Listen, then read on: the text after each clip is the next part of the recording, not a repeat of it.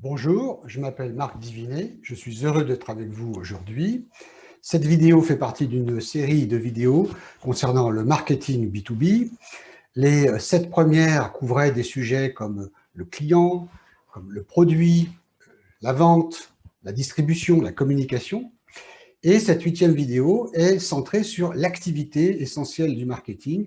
Et on va voir que cette activité s'oriente vers les marques quand il s'agit de marketing B2C, tandis qu'elle s'oriente vers l'intégration à une filière quand il s'agit de marketing B2B. Voilà, c'est parti. Alors, quels sont ces deux écosystèmes, c'est-à-dire l'ensemble des acteurs qui ont un impact sur la stratégie de l'entreprise? En B2C, c'est un écosystème de marques avec un champ de travail qui est celui de l'exposition des marques, l'exposition dans les rayons ou l'exposition dans les médias. Et au niveau du B2B, c'est un travail qui correspond à une intégration dans les filières.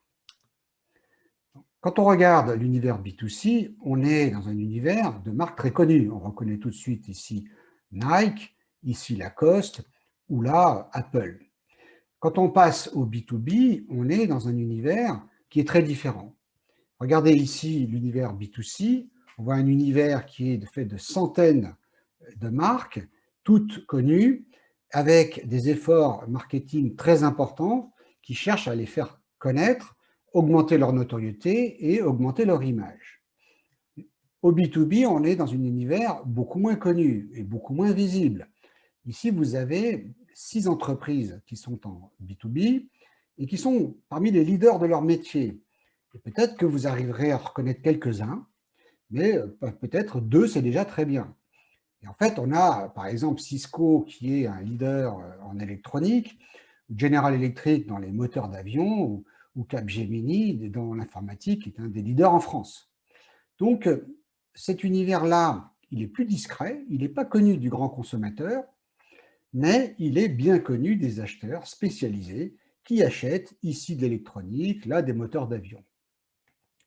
Alors, la question qu'on peut se poser, c'est finalement, le B2B, ça représente quoi?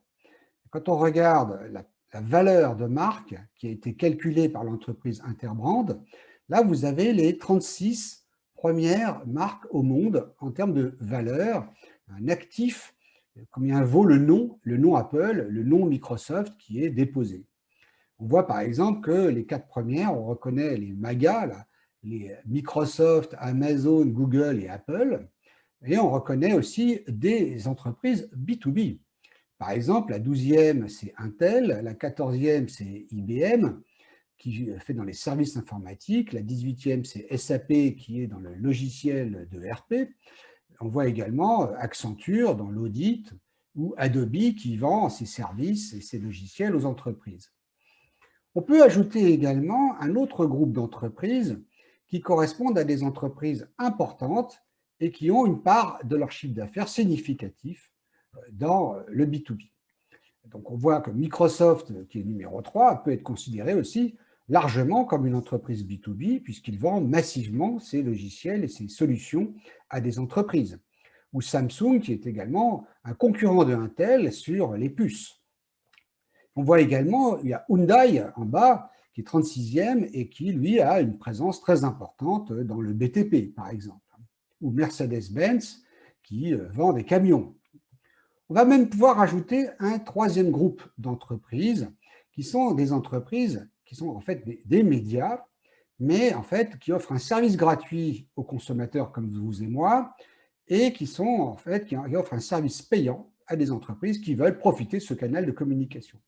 Donc là, on va pouvoir ajouter Apple, puisque 30% du chiffre d'affaires des applications dans l'Apple Store en fait, sont payés par les entreprises qui font ces applications à Apple. On peut y rajouter Google, puisque Google, évidemment, il cherche que vous utilisiez les mots-clés, mais ces mots-clés sont achetés par des entreprises aux enchères, et leurs vrais clients, ce sont ces entreprises-là. On va pouvoir rajouter Instagram, Facebook ou YouTube.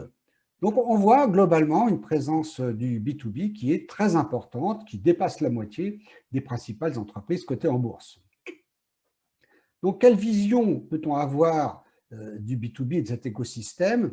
La première chose, on va avoir une vision métier avec l'identification de leaders de ces métiers qui sont très souvent importants. Il y a quelques têtes dans chaque métier. Par exemple, Intel, on l'a vu avec Samsung, qui sont deux têtes dans les microprocesseurs. Mais on va avoir Caterpillar dans tous les équipements pour les mines, John Deere dans les tracteurs. Ils ne vont pas être très nombreux à fabriquer des tracteurs à grande échelle, ou bien Visa, qui est dans le paiement pour les commerçants. Donc, première approche, une approche marketing de l'écosystème par les leaders mondiaux.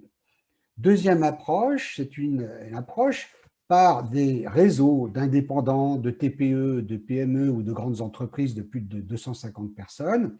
Et ce réseau est un tissu déjà plus local, avec des entreprises aussi internationales, qui vont fournir des produits et des services aux entreprises.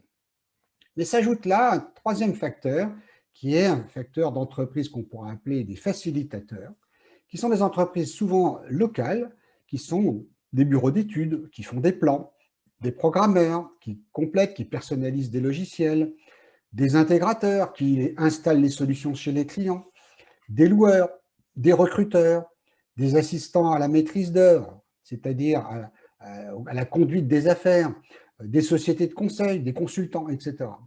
Et on voit donc un aéropage de sociétés qui facilitent, qui sont en fait l'huile dans les rouages de toutes ces industries et qui vont permettre que des réalisations se fassent en termes d'affaires. Un autre point de vue qu'on peut avoir, c'est d'une part, effectivement, des entreprises qui sont 100% en B2B, qui n'ont que des entreprises, des organisations publiques ou privées comme clients, comme par exemple les biotechnologies, ou bien la chimie, ou bien l'ingénierie, ou l'équipement électrique, hein, ou le génie civil, qui font des routes et des ponts, qui vont vendre à des collectivités locales, par exemple. Et un deuxième groupe, qui est un groupe d'entreprises mixtes, qui ont une activité partiellement en B2B et partiellement en B2C, par exemple l'habillement, ou bien le logiciel, ou bien le transport, ou l'événementiel. Donc maintenant, quand on se met dans la peau d'une vision d'un directeur marketing d'une entreprise B2B, lui, il va avoir une analyse qui va être une analyse un peu pyramidale. C'est-à-dire qu'il voit le produit final avec l'utilisateur final. Il va voir le jouet avec l'enfant qui va utiliser le jouet. Au-dessus, il va voir en fait les entreprises qui achètent auprès de sociétés des composants qui vont leur permettre de fabriquer des jouets.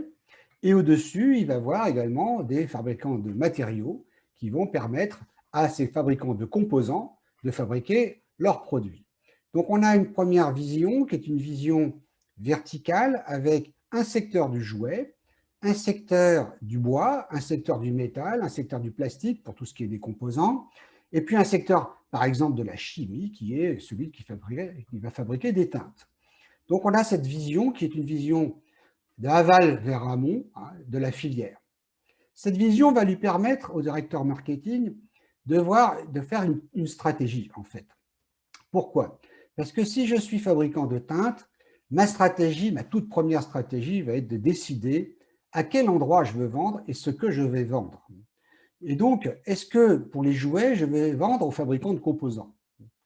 Est-ce que pour des couleurs pour l'automobile, je ne vais pas leur vendre directement, mais avec des services qui vont être des services de nature très différente, parce qu'un fabricant automobile va avoir des exigences en termes de, par exemple, de qualité de la peinture, avec des garanties. Donc, il va falloir que j'accompagne mon offre. Peut-être que pour les couleurs qui vont sur les papiers, je vais vendre à des intermédiaires qui, eux, vendent des milliers de produits qui vont être à disposition de tous ces fabricants de papier qui sont beaucoup plus répandus que les fabricants automobiles. Et puis, peut-être que pour le textile, je vais à nouveau vendre des composants, etc. Donc, on voit que le directeur marketing, il a une première analyse qui est de déterminer à quel échelon, et il peut y avoir des échelons très nombreux, ici on n'a que 4 échelons, mais on peut en avoir beaucoup plus, à quel échelon je vais vendre mes produits et quels sont les produits, les adaptations que je vais faire de services et de produits qui seront nécessaires en fonction de cet échelon. Et évidemment, cette partie-là, ça sera le marketing stratégique. Et la deuxième partie qui sera un marketing opérationnel, ce sera quelle relation je vais établir avec ces acheteurs. L'acheteur de l'entreprise automobile ne va pas être le même que l'acheteur de composants. Ils vont avoir des exigences différentes, ils vont avoir des relations, des fréquences, etc., qui vont être très, très différentes en termes de relations. Donc, en conclusion, on pourrait retenir que le marketing B2C est fondé sur l'exposition des produits et des marques, qui peuvent être des expositions dans les rayons des grandes surfaces ou bien dans les médias.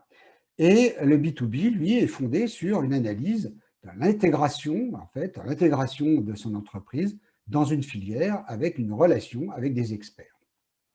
Et pour conclure, je voudrais vous proposer une activité qui va prolonger votre aventure à l'intérieur du marketing B2B.